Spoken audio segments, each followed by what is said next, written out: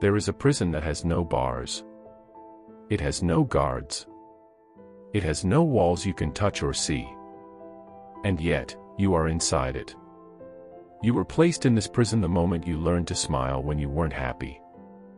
The moment you learned to nod when you wanted to shake your head. The moment you learned to say, "It's fine," when your insides were screaming, "It is absolutely not fine." The name of this prison is the good opinion of others. It is the most heavily populated prison in human history. Billions of people live here. They live in tiny, cramped cells made of expectation. The walls are plastered with other people's dreams for them. The ceiling is the weight of disappointment. Every thread is a relationship. A parent. A partner. A boss. A friend. A stranger on the internet. Every thread is a silent command: be this. Want this. Stay here. Don't change. Don't grow. Don't leave. Don't become someone I don't recognize. And you obey. You obey because the alternative is terrifying. The alternative is cutting the thread. The alternative is disappointing them. And we have been taught, since we were children, that disappointing people is a moral failure. That it is cruel. That it makes you a bad person. Today, I want to tell you the truth that philosophy has known for 2,000 years and that psychology has confirmed in every study since. Disappointing people is not a failure. It is a prerequisite for freedom. The French existentialist Jean-Paul Sartre wrote a play called No Exit. In it, 3 people are trapped in a room together for eternity. There is no torture device. There is no fire. There is only the unbearable presence of the other people. The most famous line from the play is, "Hell is other people." This is often misunderstood. Sartre didn't mean that other people are annoying or that you should be a hermit. He meant something far more profound and far more terrifying. He meant that we steal ourselves from ourselves when we are being watched. Sartre called this the look, le regard. When you are alone, you are a subject. You are the center of your own universe. You are free, fluid, and undefined. The moment another person looks at you, you become an object. You are suddenly defined by their gaze. You become for them what they see: a good daughter, a reliable employee, an attractive partner, a polite stranger. You freeze. You perform. You become a statue carved by their expectations. And here is the devastating insight: you do not need them to actually be watching. You have internalized the look. You carry the audience in your own mind. You live your life as if you are perpetually on a stage, with a spotlight on you, and a silent, judging crowd in the darkness. This is what Sartre called bad faith, mauvaise foi. It is the lie we tell ourselves: I have no choice. I must be this way. This is just who I am. But it is not who you are. It is who you have agreed to pretend to be so that the audience does not boo. And what is the booing? What is the sound the audience makes when you break character?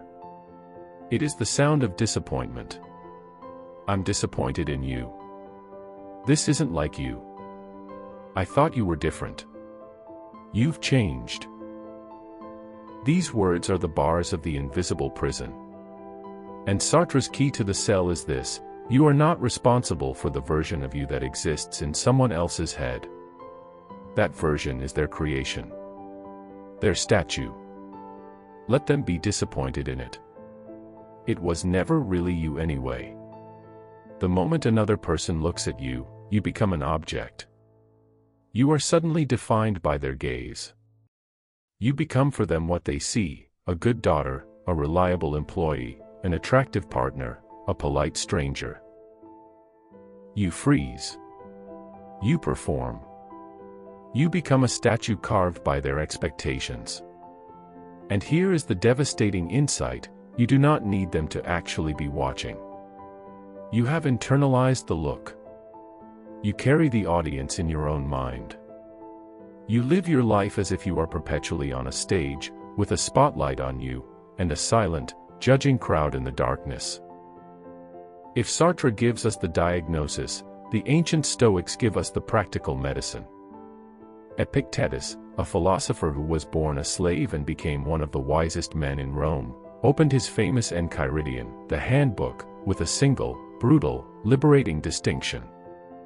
Some things are up to us. Some things are not up to us. This is the foundation of all psychological freedom. It is a scalpel that cuts through the tangled mess of people-pleasing. Let us apply this scalpel to your life right now. Up to you, your character, your choices, your effort, your values, the words you speak, the actions you take. Not up to you, their reaction to your choices, their feelings about your life, their approval, their disappointment. Read that again. Their disappointment is not up to you. You cannot control whether someone else feels disappointed. You can only control whether you act with integrity and kindness. And sometimes, often, acting with integrity and kindness requires you to do something that will disappoint them. If you take the job your father wants you to take, you preserve his approval. But you betray your own soul. If you stay in the relationship because you fear hurting them, you preserve their comfort. But you imprison yourself. If you laugh at the joke you find offensive, you preserve the social harmony. But you erode your own integrity. Every time you avoid disappointing someone else, you make a transaction. You trade a piece of your freedom for a piece of their comfort. And if you make this transaction enough times, you will look in the mirror one day and see a stranger wearing your face. A stranger who is universally approved of, and utterly, devastatingly unknown. The Stoic does not seek to offend. The Stoic does not seek conflict. But the Stoic accepts that disappointment is the shadow cast by authenticity. You cannot walk into the sun without casting a shadow. And you cannot live a life that is truly your own without, at some point, letting someone down. The contemporary philosopher Byung-Chul Han writes about a modern epidemic. He calls it the burnout society. In the past, society controlled us with external commands: you must, you shall, obey. Today, we have internalized the prison guard. The command now comes from within: you can. You should be happy. You should be liked. We are no longer disciplined by punishment. We are disciplined by the desire for approval. This creates a specific kind of person, the hyper-agreeable self. This person is a master of what is called impression management. They are smooth. They are easy. They never cause friction. They are, in the words of others, so nice. But being nice and being good are not the same thing. Niceness is about comfort. It asks, how can I make this interaction as smooth and pleasant as possible? Goodness is about virtue. It asks, what is the right thing to do here, regardless of how it makes people feel? A nice person avoids the difficult conversation. A good person has it, with compassion, because the relationship deserves honesty. A nice person says yes to everything and burns out. A good person says no, knowing that a rested self is a more present self. A nice person preserves the status quo. A good person disrupts it. Here is the paradox that will save your life. You cannot be truly kind without first being willing to be seen as unkind. True kindness requires boundaries. True kindness requires honesty. True kindness sometimes requires saying, I love you, and the answer is no. The person who cannot tolerate disappointing others is not a saint. They are a hostage. And a hostage cannot offer genuine love. They can only offer ransom. So, how do we do it? How do we disappoint people without becoming cruel or callous? How do we cut the strings without severing the relationships that actually matter? It is an art. And like any art, it requires practice and a set of principles. Principle 1. Distinguish between disappointment and harm. You are not required to set yourself on fire to keep someone else warm. There is a vast moral difference between harming someone and disappointing them. Harm is active damage. Disappointment is the natural, unavoidable friction of two separate human beings having separate wills. You are responsible for avoiding harm. You are not responsible for preventing disappointment. Principle 2. Let them own their feelings. When you say no to a request, and the other person feels sad, angry, or disappointed, that is their feeling to manage. It is not your job to rush in and fix it. It is not your job to backpedal and say, okay, fine, I'll do it, just to make the discomfort go away. When you do that, you are emotionally infantilizing them. You are saying, I don't believe you are strong enough to handle a negative emotion. Let them be disappointed. They will survive. And they will respect you more for having a spine. Principle 3. The disappointment of others is often the applause of your future self. This is the hardest one to believe in the moment. When you quit the safe job to pursue the risky dream, your parents might wring their hands.